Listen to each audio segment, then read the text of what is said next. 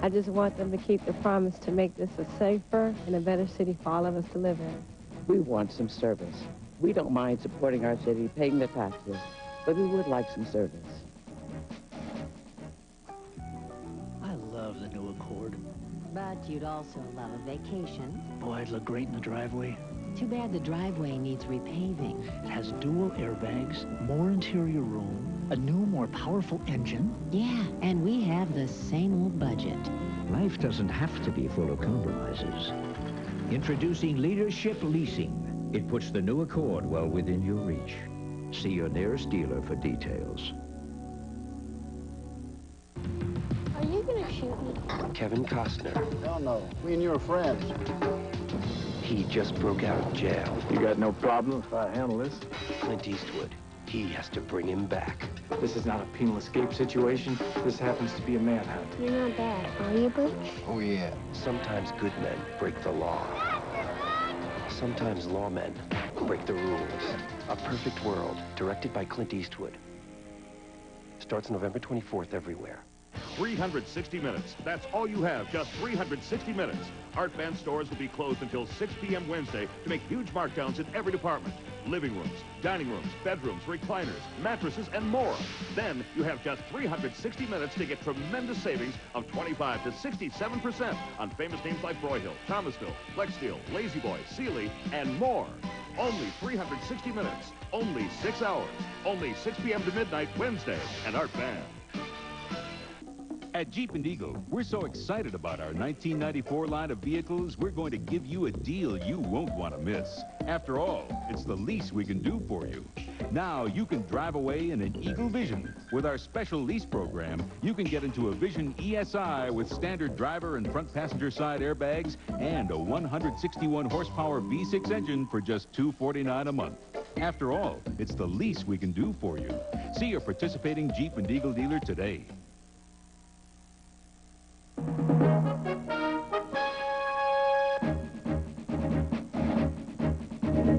There are some new numbers to report now in the mayor's race in the city of Detroit, with nearly 22% of the precincts reporting at this hour. Dennis Archer appears to be a big winner, getting nearly 29,000 votes.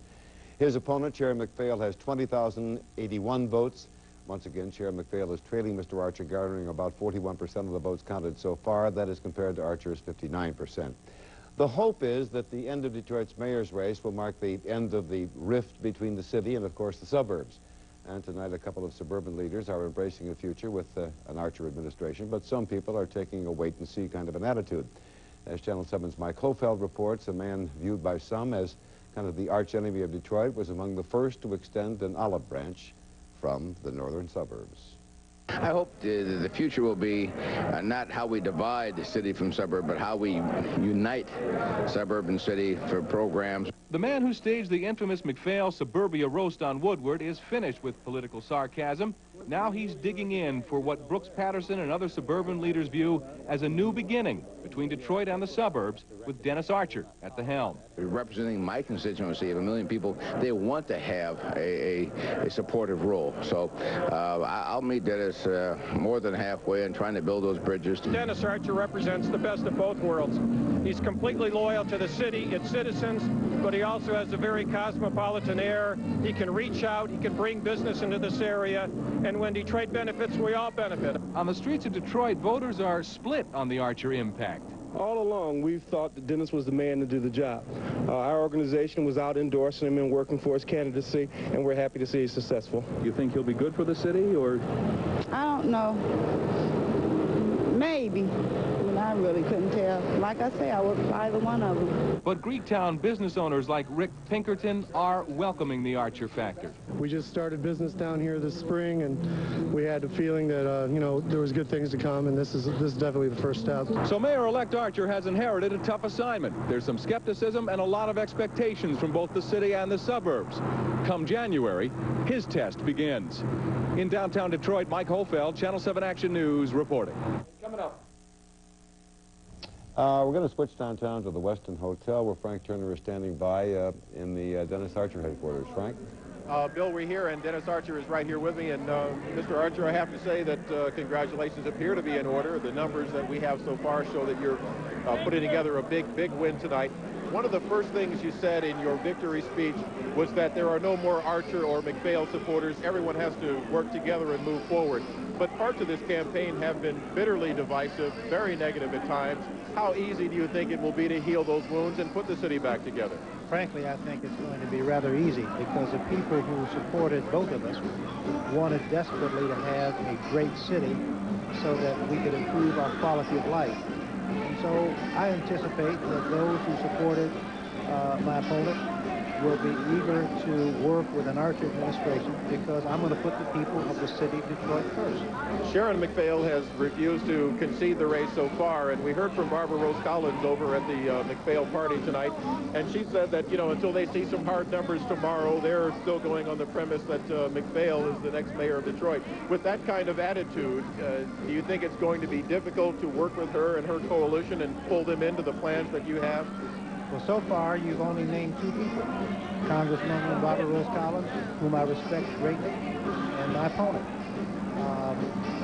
As it relates to others who support them, other than family members, I'm sort of suspecting that when the dust is settled, and if I'm fortunate enough that the numbers and the projections bear out that I win the election, that I still look forward to being able to work with everybody involved in her effort to become mayor. Yeah, Bill, I can hear you. Yeah, Dennis, I don't know if you heard Barbara Rose Collins' entire statement, but she was asked, you know, are you going to work with Dennis Archer? And her reply was, I could never work with a man like Dennis Archer who said the kinds of things that he said about an African-American woman like Sharon McPhail, that she and her people are going to keep a very, very close eye on you because they don't trust you and they don't want you to sell Detroit down the river.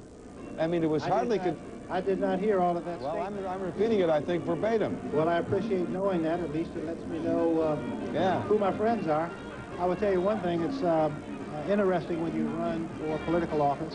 You at least know who your friends are and how others feel about you. But despite that, I extend an olive branch, and to the extent that she feels unable to work with me, I respect that. Well, I got some work we'll do what's appropriate. Well, Brooks Patterson said that he's looking forward eagerly to working for you, and John Engler has indicated that.